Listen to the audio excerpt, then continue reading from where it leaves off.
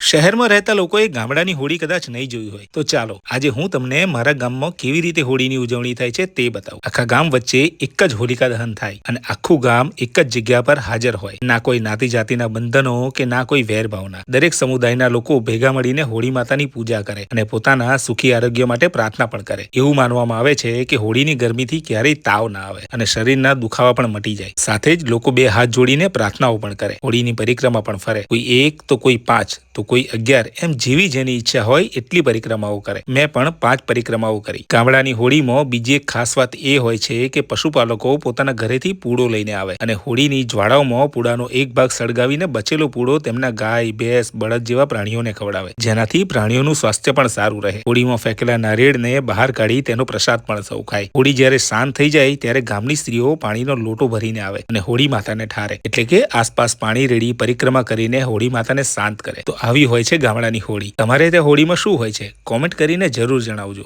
જય હોળી માતા।